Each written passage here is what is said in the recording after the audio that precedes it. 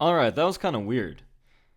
Um, if Habib has said why he decided to go striking, I think it was the last 3 rounds, then I don't know his exact reasoning behind that yet. So I have not found anything on that as of the time of this recording, and it could be uploaded later. But here are some of my thoughts on it. I think they wanted.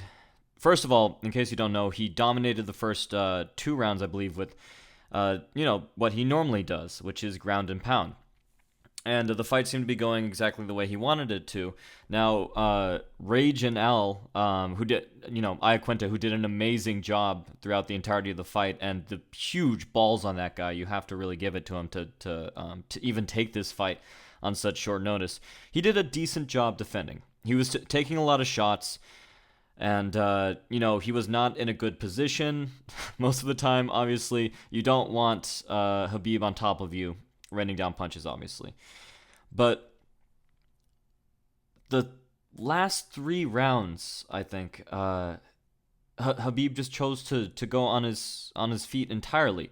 And here's the thing: I have said several times and argued with many people that Habib has excellent striking. And before you hit the downvote button, here is why: because his striking is perfect to get into the clinch. It's perfect as a supplement in addition to his takedowns. Like people were making a lot about Iaquinta, stifling some takedowns, and that's great. That's cool.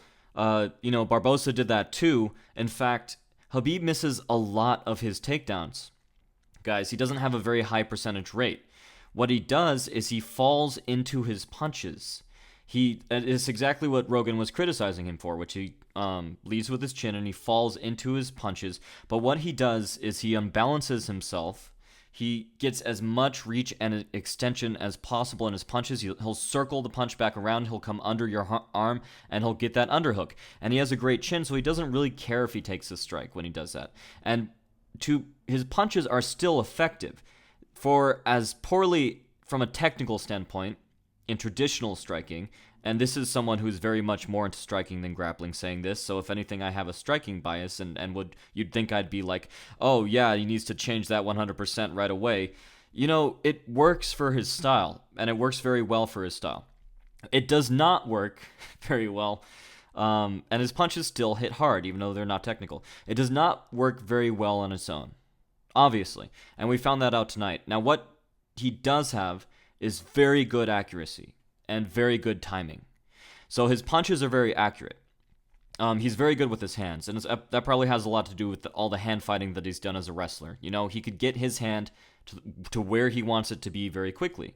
There's not a lot of knockout power behind it because his body's not really structured well. Is it defensively sound? Hell no. I've talked several times about his poor guard, and I think that's one of the things that he could definitely expand upon and look into the future, is to kind of have some better defense play a part. And if he wants to combine that with with parries, or turn it into wrist control, do like a John Jones thing, or a DC thing, then that would be great too. He could implement his striking, even his defense, into his grappling the same way he's implemented his striking into his grappling. The off balance punches don't even work very well to set up traditional takedowns like double legs or anything like that. But to get into a clinch, they work beautifully. I think during the last 3 rounds, I have two theories. One is that he was trying to score a knockout and build a lot of hype, a lot of hype for the next fight, which there already would be. So there's no real reason to do that. Maybe build a bigger fan base. I don't know. The second reason I could think of is that he wanted to test himself out on his feet, and he considered Iaquinta harmless enough to do that. And it turns out that he was right, but he was very, very narrowly wrong on a number of occasions. Iaquinta definitely could have followed up more. Apparently, that's what his corner was telling him. He doesn't tend to do that a whole lot anyways. That's just not his style. He's kind of like a power striker and then get the hell out of there. And he's watching his previous fights, he's very susceptible. He's like a sitting duck a lot of the time. There seems to be a 5 second delay.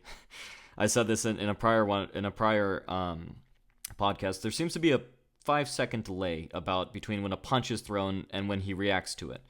But he's got great technical skills. He's got great technical striking. I really liked when he crossed over Khabib's jab and then just kind of caught him there. There was a number of times he caught him really deep. He could have followed up, but at the same time, I mean, if the follow up had been a knockout, that would have been great. But it's my belief that Khabib could have brought it back to the ground pretty much any time he wanted to. If you're thinking about the couple half-hearted takedowns that he missed. He misses a lot. Anyways, it's his pressure fighting that really gets him the amount of takedowns. He doesn't really give up or pause. It's like, okay, I missed that one, on to the next one.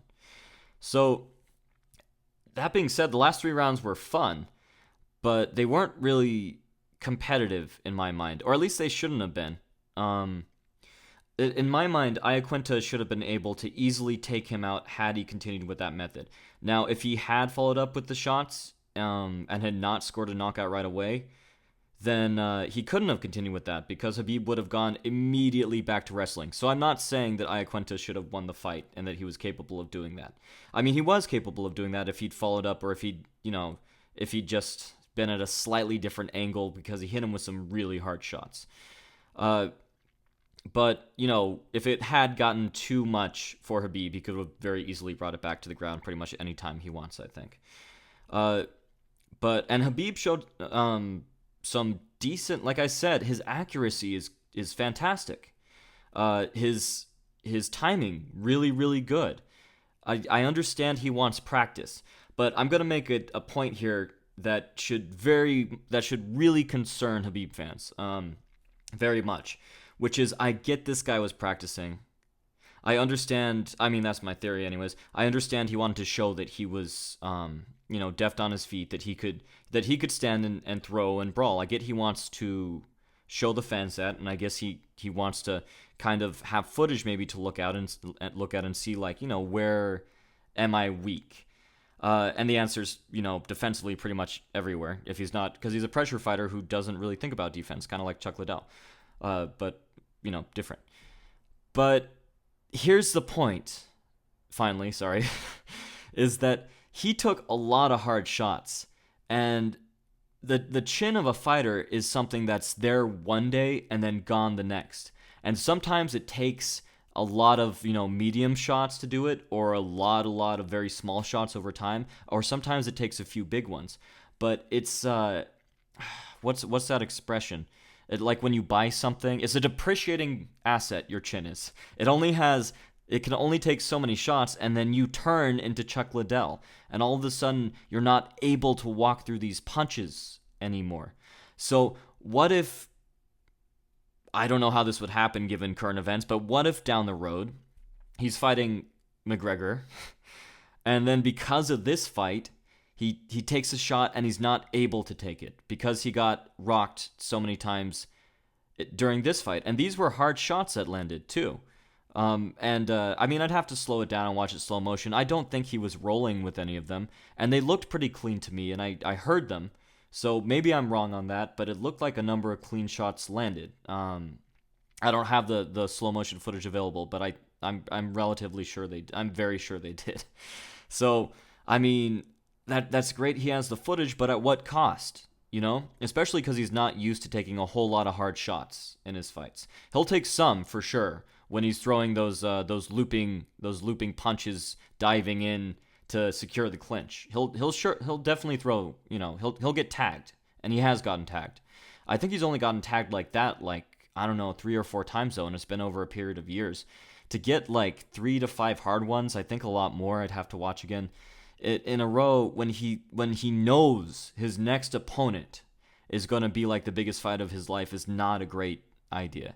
That being said, he pulled it off. So, and this is just what I'm thinking. I'm not claiming to be anywhere near this guy's level, or anywhere near that level. But it concerns me, and I think it should concern his fans to a degree. And let's hope when he gets in with a more, I'm sorry, I was about to shit on Iaquinta. Iaquinta's a great striker, but if he gets in with a more elite striker than Iaquinta, someone who has a little bit better head movement, who can set up his shots, who feints when he comes in, who follows up with other punches, who changes angles a little better, who's a little quicker, has better timing, then he better not fucking do that again, because that would be disastrous for him. But I don't think he's going to. I think he was using this as a practice. He got through the practice. He has what he wanted. I'm sure he made a bunch of fans. And yeah, weird fight. Weird. It was entertaining. So glad that we got entertained. Glad that we did. I mean, it's kind of fun to watch him beat on a guy for 5 rounds, but at the same time, not really. Unless the guy's like high level defending or something like that. So this was, I think, more entertaining than it would have been. Hopefully the next one is some, a little bit more equally matched, but equally matched, or not more equally matched. I don't know how to say this because I don't think it was equally matched, but he like, it's like when you're playing a video game and you turn it on hard mode, or extra hard mode. It's like he did that to himself. He was having an easy time and he turned it up to extra hard mode just, I guess, to see if he could. So yeah, weird fight. Liked it. We'll see what the future brings with all the craziness with Conor, and hopefully Ferguson is in there to fight him next. So, yep, that's it for now. Happy training.